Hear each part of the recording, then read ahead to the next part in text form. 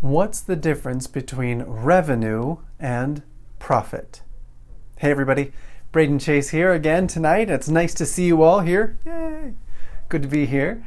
I have kind of had an interesting day, and I was actually just out doing Christmas carols, which is always a fun thing to do during Christmas. So I hope that's something that you all get to do as well, right? Because I love Christmas. Christmas is awesome. One of the things that's been really interesting for me, and something that I did not know when I first started into this entrepreneurial journey, was the difference between revenue and profit. Right? They're words that I'd heard most of my life, and I kind of like, oh yeah, I know what that is, but I didn't really know what they were. Right? I just thought, okay, revenue means a lot of money, profit means better money, which doesn't make any sense. But I really thought that. So I wanted to explain that a little bit today and explain how that works, what it is. Now, if you're someone who already has a really solid understanding of revenue versus profit, you don't need to watch the rest of this video because this is kind of basic. But for me, when I started out, this was not basic. This was something that I didn't know. So for those of you who are starting out and you're going from your 9 to 5, or you're still in university where they don't teach you this stuff, this is a great video for you to learn and start learning these kinds of things, right? This is what is the difference between revenue and profit, okay?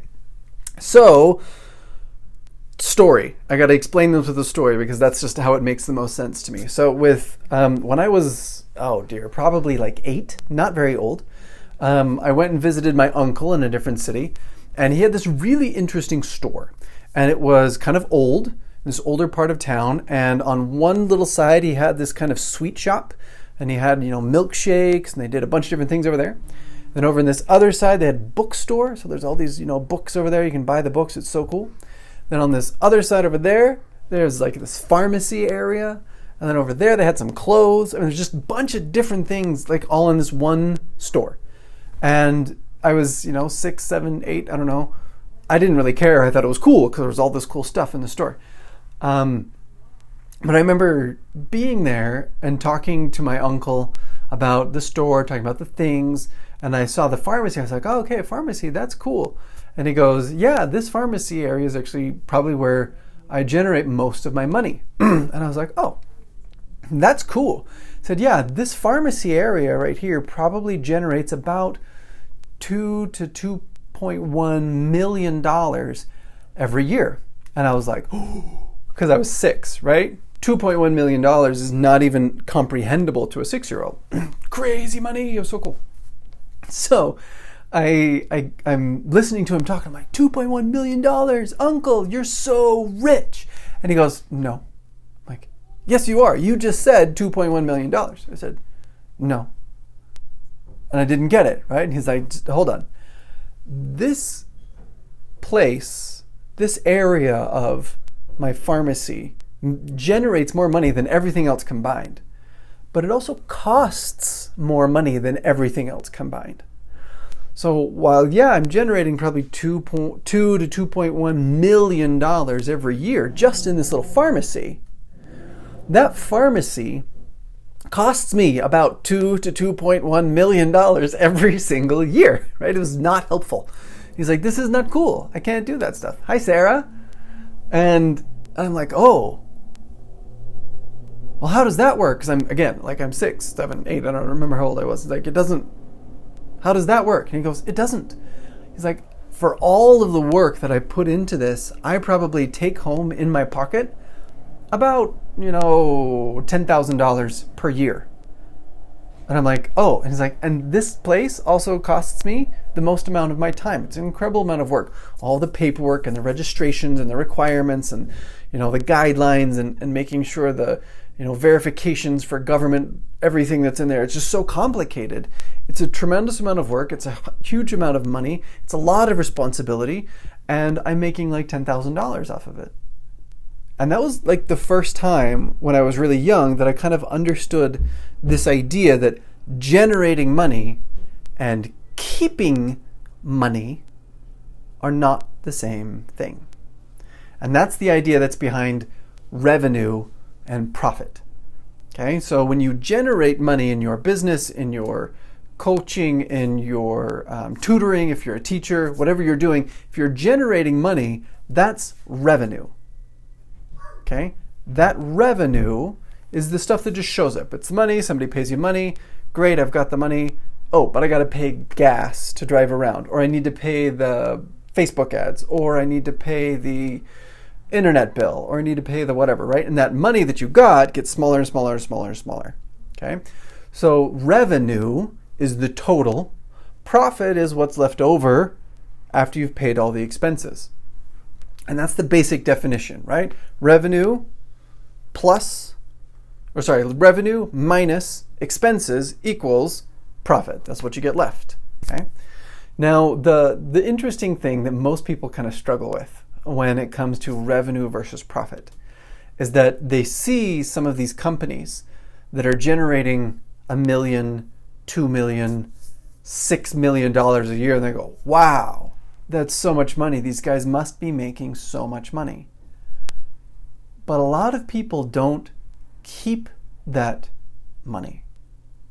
And that's the big thing, right? Some people are making what they call six figures. That means they're, $100,000 or more. How much of that are they actually keeping? And that is the question that you need to ask whenever you start going into any market or any business or any area that you're working in, tutoring, teaching, marketing, business, coaching, e-commerce, whatever it is that you're doing, you need to be sure, okay, what is the margin? Okay, and that's a vocabulary word right there. I'm the English teacher. That's the vocabulary word, margin. Margin is a word we use to describe that difference. Okay, revenue is this big, profit's this big, margin is this difference that's between. It's usually done in a percentage. Oh, I have a 5% margin. I have a 10% margin. I have a 30% margin.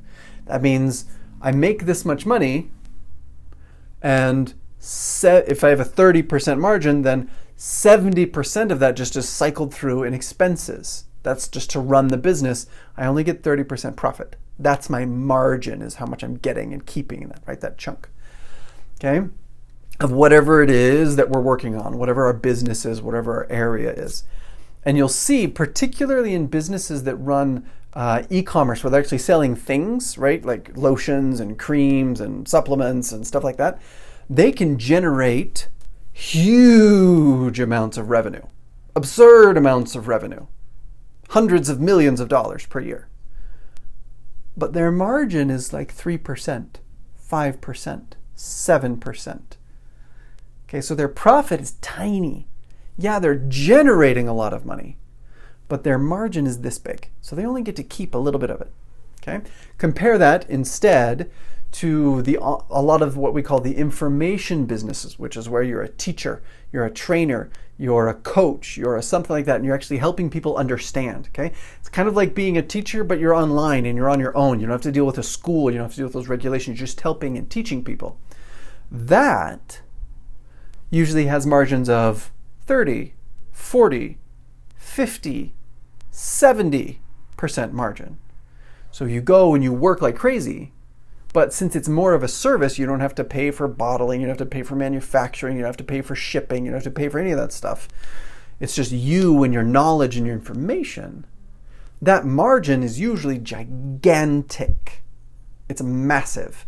And that's wonderful for people who are trying to teach and break into this area of online business, right? In my opinion, probably one of, if not the most difficult area to break into is e-commerce, which is where you're actually selling things. You're selling helmets, you're selling shoes, you're selling lotion, something like that. Those things are so hard because you got to go source the information. You got to go track it down. You got to make negotiations with the people and the manufacturers. And you got to get the shipping detail, and you got to get the international whatevers, and you got to get the licensing, and you got all these different things. There's tons of stuff going on everywhere. That, if you're doing an online course, or if you're doing an online coaching, or if you're doing a service for somebody, you don't actually have to do any of that. You're able to get up and running very quickly, and you're able to get money coming back to you very quickly. And it's just much, much better. Now, to kind of close this out, I want to give one more example of very, very real world numbers. Not exact numbers because the numbers are massive, right? But general numbers. So there's two companies. One, Walmart. Two, Apple. And they are both number one in different things. Now, by far, the largest company in the world is Walmart by revenue. Walmart, if I remember my numbers exactly, right, Walmart is just over $500 billion in revenue worldwide that it produces. Absurd amounts of money. Number 2, if I remember right, is like 280. It's almost half, right? It's significantly smaller than Walmart. Walmart is absurdly huge in revenue. Okay, and that's important. That's why I told all this stuff at the beginning, right? In revenue, they are huge. But in profit, they are not number 1. And that is very important. The number 1 company in profit in the world is Apple. In total gross sales, right? Not by percentages, but like actual dollars that they keep and put in their pocket. Apple. And not by a little bit, by like $40 billion more than anybody else, right? Absurdly a lot more than anybody else. Why? Okay. I'm not going to answer that question. I want you guys to think about that a little bit and go, okay, which one? Look at their business models. What do they sell? Who do they sell it to? Why do they sell it? What are their price points? How do they structure their marketing? How do they structure their offers? How do they build those things? That is what makes the difference between these two companies. Between making absurd, almost incalculable amounts of revenue versus absurd amounts of profit, the money you actually get to keep. Apple has more cash in its pocket than most companies will ever see.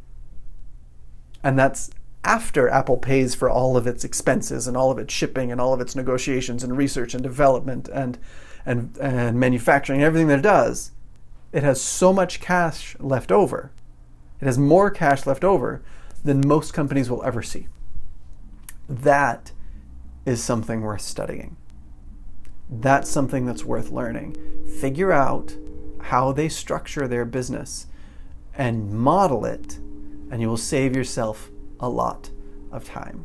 And if you'd like to continue this conversation with me, hi Chris, let's keep talking. This is a great conversation. I think this is actually really, really interesting to see how normal people, normal businesses, like individuals, right, just like you and I, can model these giant companies like Apple. I suggest modeling Apple in order to break free. That's up, it's up. In order to break free of your job and of those chains that so many of us despise, right? Being stuck in our jobs.